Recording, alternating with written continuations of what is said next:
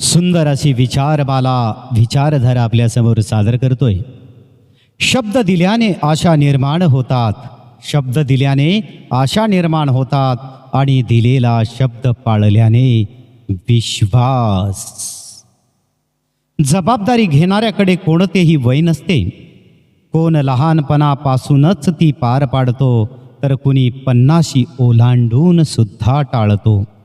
जो पाण्याने अंघोळ करतो तो फक्त पोशाख बदलू शकतो, पण जो घामाने अंघोळ करतो तो इतिहास बदलू शकतो, इतिहास बदलू शकतो। स्वतः काहीतरी बनण्यासाठी आधी इतरांची मोजमाप करणं सोडावं लागतं, तरच आपली प्रगती करायला आपल्याला मार्ग आणि वेळ मिळत असतो। एखादा आपल्याशी वाईट वागल्याचे दुःख फार दिवस राहत नाही बरं का, परंतु आपण सगळ्यांशी चांगलं